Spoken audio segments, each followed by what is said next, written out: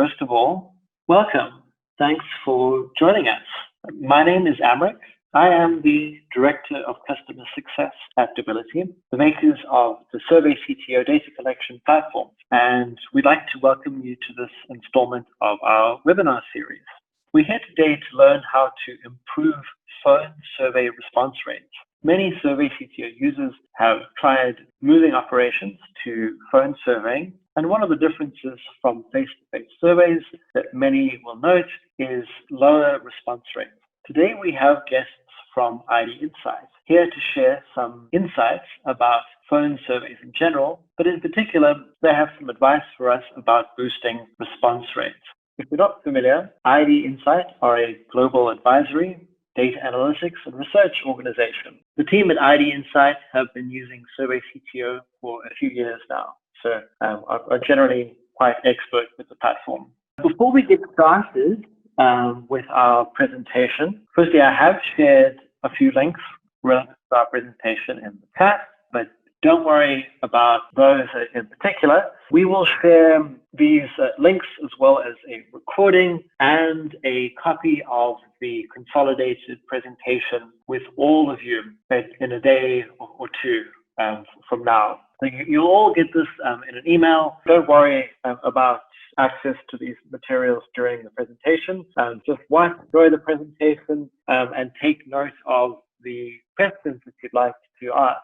So in general, we would love it if you would save your questions until the end. You're welcome to raise your hand using the chat feature in the Zoom software. And if you'd like to speak, we can allow that. Equally, just share your questions in writing in the chat, and we'll do what we can to answer you. Otherwise, I'm also going to launch a poll just so we can get a little bit more feedback from who's in the audience. So if you do see a pop-up asking for a response to 2 questions, it'd be great if you could respond to that. So that's going out just now. So yeah, thanks for your answers there. Okay, so moving on.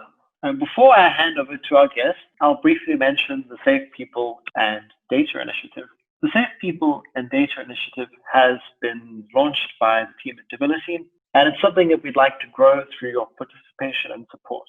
We're aiming to look beyond technology, which we still feel is really crucial, also to focus on best practices for safe data collection, which involve a mix of tools and methods and different practices.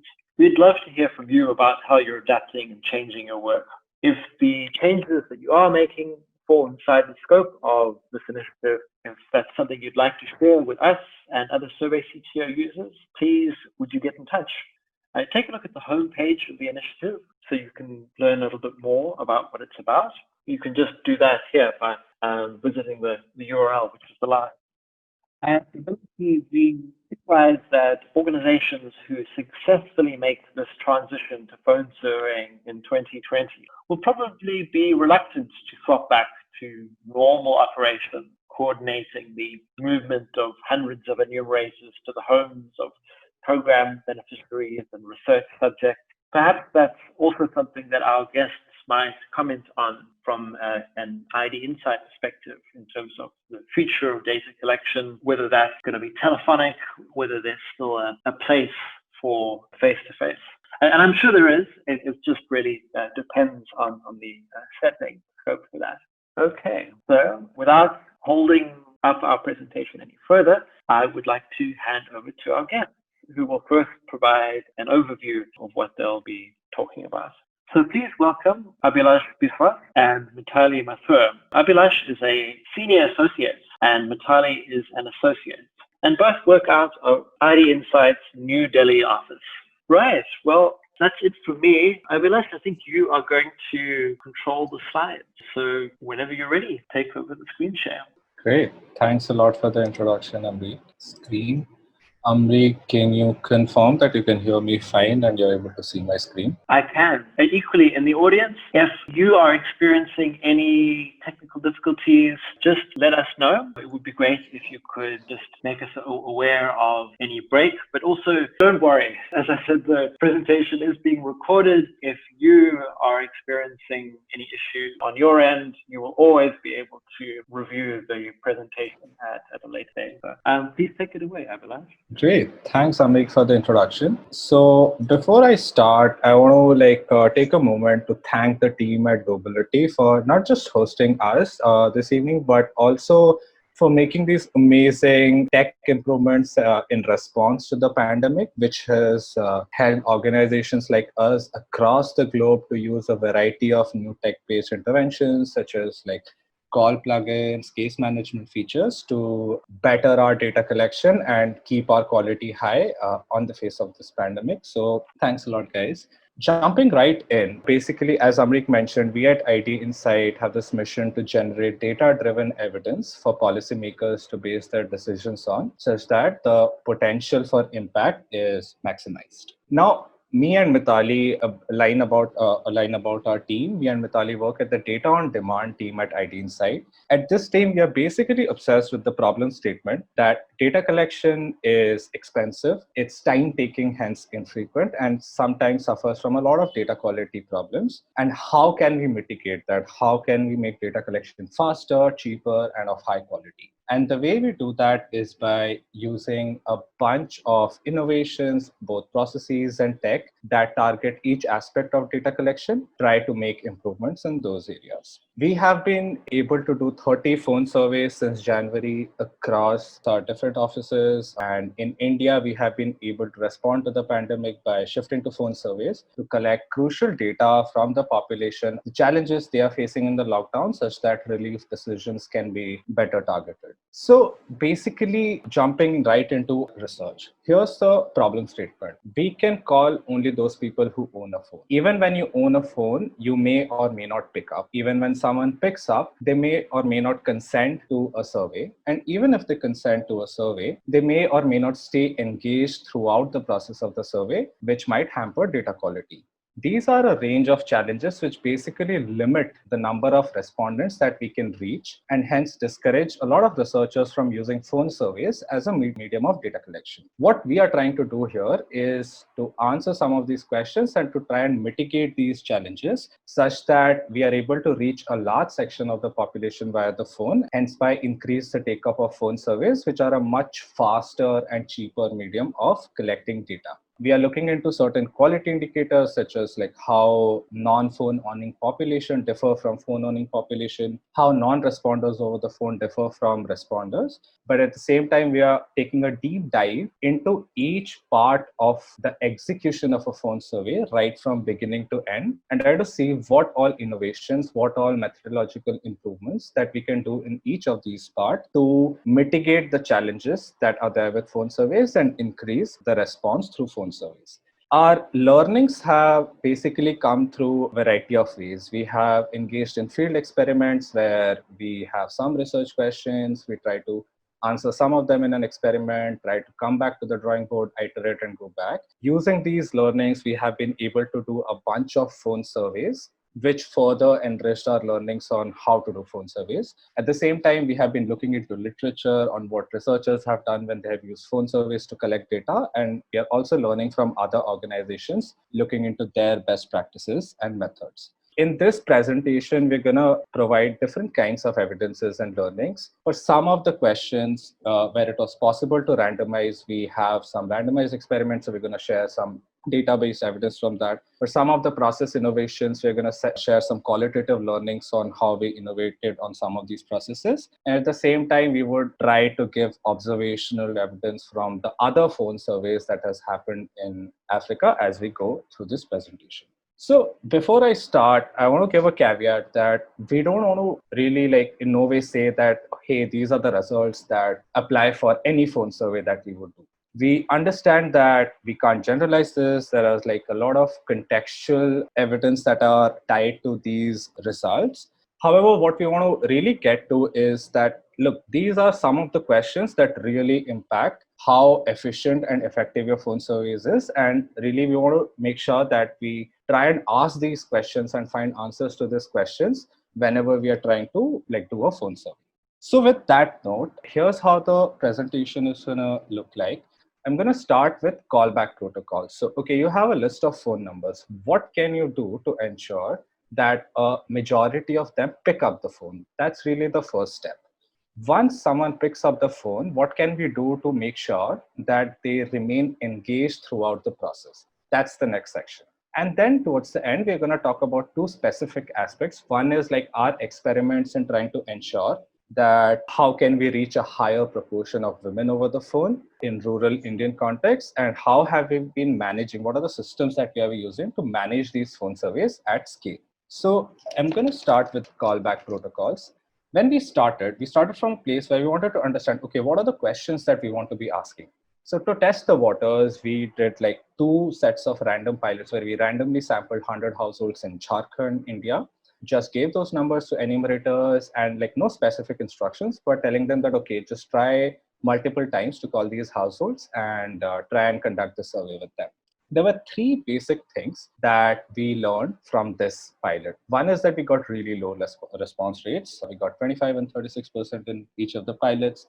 We also got to know that there are multiple outcomes of a call, right? The number can be invalid. Somebody might not pick up. So it's important to document those outcomes of a call. And we also learned the logistics of how to manage a team at scale while conducting phone surveys. So now how to improve this situation, how to get people to pick up. So we looked at like what other organizations are doing, what researchers have been doing, and we saw that the way people do callback varies on 3 factors. One is the number of attempts that you make. The other is what is your time gap between those attempts, and then how do you structure those attempts over the day. We conducted a pilot where we tried out these 3 basic protocols, as you can see on the screen. I'm not going to go deep into the explanation of this. That's fairly clear. This pilot was in a different region, and we observed that across all these protocols, we were able to get a fairly high pickup rate of around 65 to 70%.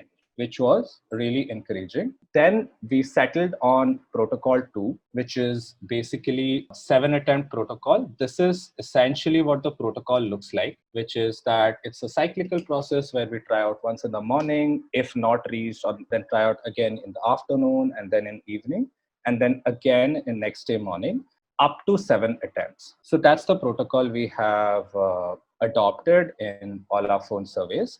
But at the same time, these pilots were at a different region, and we really wanted to test whether it's these protocols that are bringing about some changes or it's a matter of chance, and we wanted to get closer to answering these questions. So we partnered with an organization called Gramvani, which is a social tech organization doing some amazing innovations on the IVR front with the goal of making the flow of data more bottom-up rather than top-down. We randomly sampled households from the same original sampling frame in Jharkhand. We tested out these protocols over IVR calls. We received a much higher pickup rate than what we had done in what we got in our first experiments, which sort of suggested that you're probably going in the right direction. So to follow on with some more statistics on these callback protocols, we saw that we tend to reach respondents in the earlier attempts.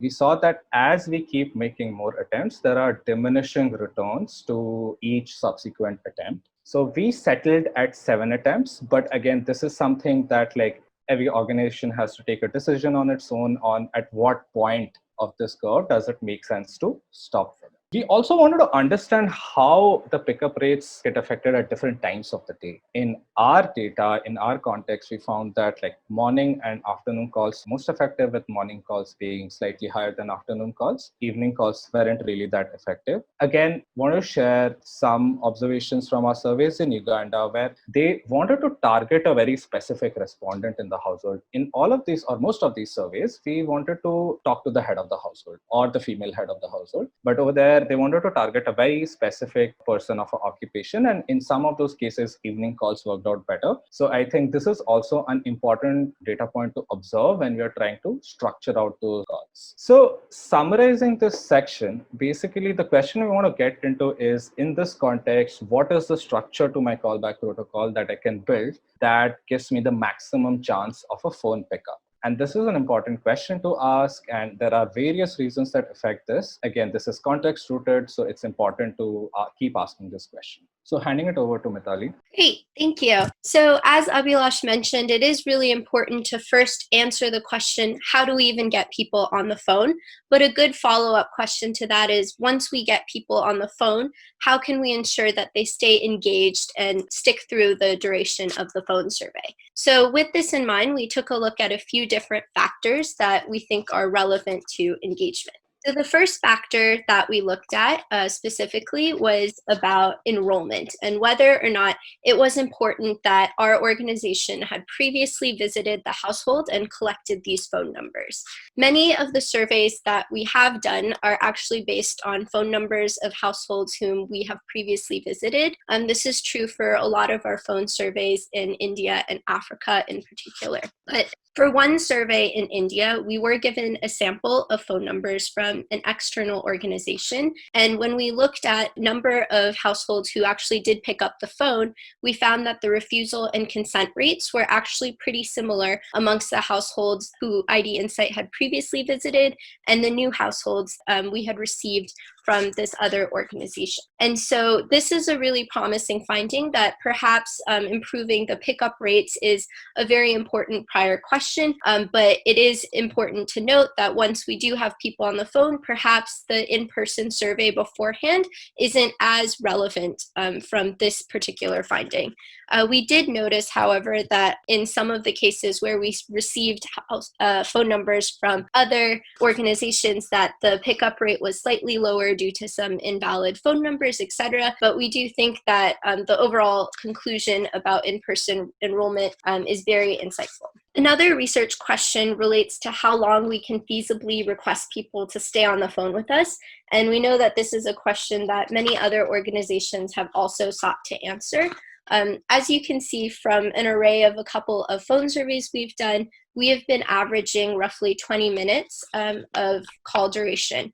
And we've noticed that this does also differ from some of our observational experiences. We found that respondents can get a little bit agitated at times around the 15-minute mark, but we were able to complete up to 35-minute long surveys, particularly some of our qualitative surveys in India and in Uganda as well. We actually found in our phone survey in West Africa that because of COVID isolation, respondents were very excited to speak to surveyors and were happy to stay on the phone longer. But overall, in line with what other organizations have found, we think that below 30 minutes seems to be a good range for how long you keep your phone survey. Another key question is how to build rapport over the phone. And we have posted some blogs about this as well, and other organizations have been exploring this question as well. I'll just mention a few points here. The first is that we found it to be really important to mention where we got the respondent's phone number from, either to remind them of an in-person survey we had done, or to mention the client or mention the organization that might have visited the household to collect this phone number in the first place. So this is important for just ensuring some sort of data security and privacy for the respondent. Also, we found that giving verbal cues is especially important in phone surveys where you don't have body language to indicate active listening. In Uganda, we found that adding in some cues about how long the survey will be, adding in points saying like we're halfway done, was helpful as well. But overall, we have been learning along the way to continue to improve our rapport and consent scripts. For example, we found that for households we had never reached before, that were not IDinsight enrolled households, asking respondents if they had questions about IDinsight as an organization proved to be really important, and over 80% of respondents actually asked follow-up questions about IDinsight to build more trust with our surveyors, and then we're more likely to consent to the survey. So that's an example of how we've been trying to learn by doing and adjust our consent scripts accordingly. We also sought to answer a question of whether or not offering some compensation in exchange for completing surveys was effective at improving response rates. In the case of a lot of phone surveys, it's pretty common to use mobile top-up credits as an incentive or compensation. So we have been a little bit constrained in the mode of which to deliver compensation to just like these mobile top-up credits. However, in one survey in India, we did run a small experiment where we randomly divided our respondents into two different groups. One in which we did not mention any incentives, any sorts of compensation, and another group where before we even asked for the respondent's consent, we mentioned that if they surveyed with us a few times, we would give them 100 rupees top up in mobile money. And we did not find any differences in the consent rates amongst those who did pick up the phone. And so this sort of also indicates that pickup rate question is very important. And once we have people on the phone, perhaps these incentives are not enough to compel people, but we have been using these mobile top-ups as a gift in all of our phone surveys just to thank respondents for their time, and in Uganda we are using cash transfers to do the same. Finally, we found that in terms of questionnaire design, especially true in phone surveys, that respondents tend to be a little bit more agitated when asking repetitive questions.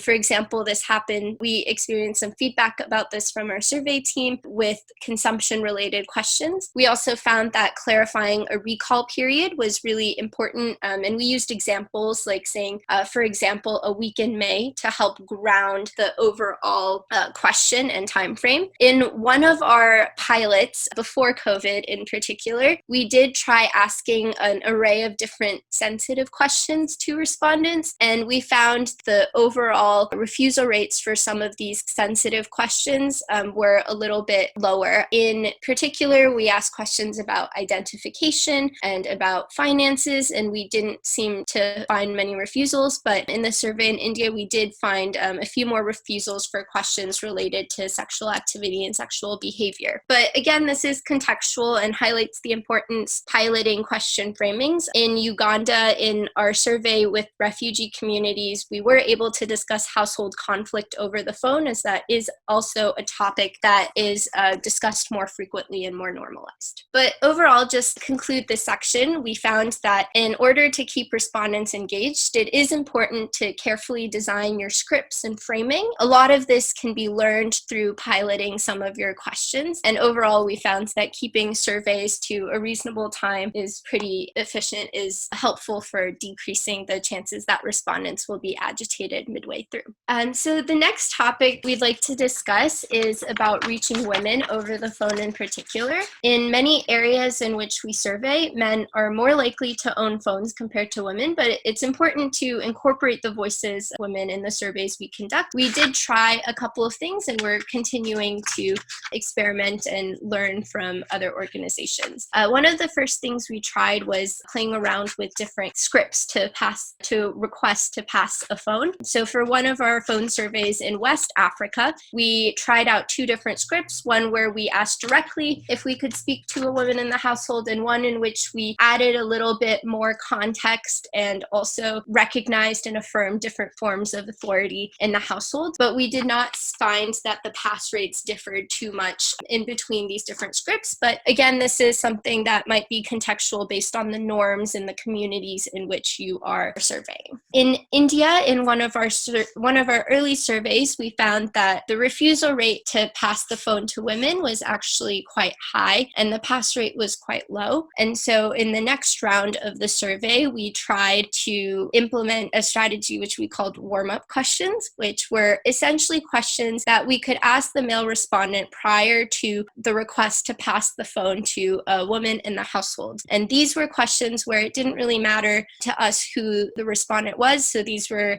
for example, questions about demographics, about maybe household consumption and household behaviors as well. And when we asked these warm-up questions in the second round to the same households who responded in the first round of our survey, we found that the refusal rates decreased and the pass rates increased. So we find that this is a useful insight because it could also mirror the flow of an in-person survey and help build up some sorts of comfort and trust in surveyors. Finally, we noticed that of the households in which we were able to reach the household and surveyors were assigned to speak speak to a female respondent ahead of time, we found that female surveyors were far more successful than their male counterparts in completing these surveys. And this is likely because respondents will feel more comfortable with the survey itself and are less likely to believe that it's a fraudulent call aimed at just reaching a woman in the household. And so in conclusion, we're still learning and trying out different techniques to reach women over the phone, but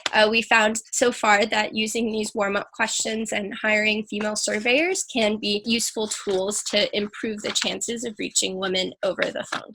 And just to wrap up this presentation, I'd quickly like to talk about assignments and tracker systems, which is basically how we can operationalize and execute phone surveys following the callback protocols Abhilash mentioned earlier as being really important. So some of our project teams actually use the case management system in SurveyCTO and find that to be really helpful. For some of our other surveys, our surveyors have commented that they prefer to receive assignments of who to call when via email at different points throughout the day. And for that system, we have built a tracker where essentially we ask surveyors to submit forms every time they try reaching a household with a question regarding what the status of the household is. And that data, a select amount of data, is sent to a server data set where essentially different rows in this data set represent the attempt at reaching a household, what time that attempt was, what happened during that attempt, etc. And we're basically able to restructure the data in order to see that for each unique household, what happened on attempt 1, what happened on attempt 2, and we can then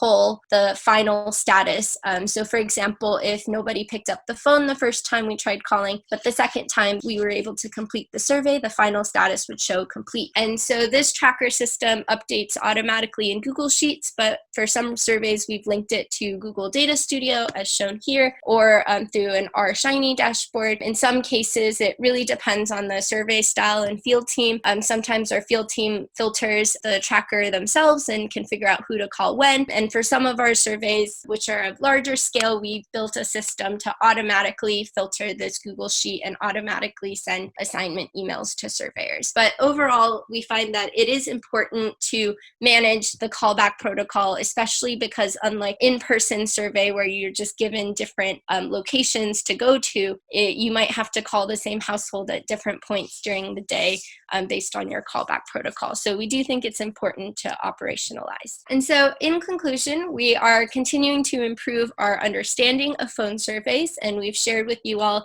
some of our strategies which we think have helped in improving response rates. We're continuing to automate our systems to begin answering some of our unanswered research questions, and hopefully we want to start some conversations and engage with others to better learn how to execute phone surveys so that we can all collectively improve our knowledge of phone surveys. So looking forward to the question and answer sessions and any other follow-ups about phone survey learnings. Thank you. Thanks so much for that. I am just going to take over the screen share again, just for a little bit before we move on to Q&A. We have some great looking questions far.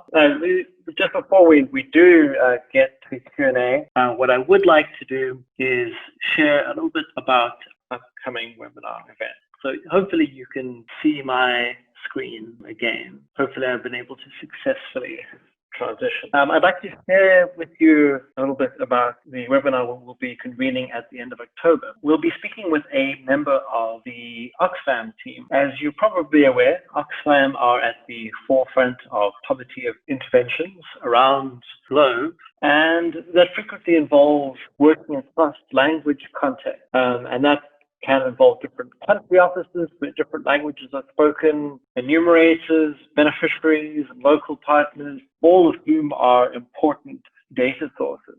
And of course, all organizations need accurate data to help them make decisions. And a fully localized data collection system can greatly reduce comprehension problems and inaccuracies to misunderstanding. And just this week, actually, we've launched web form interface translation feature, which allows you to serve web forms that have buttons, controls in a language that matches the questions that you're asking.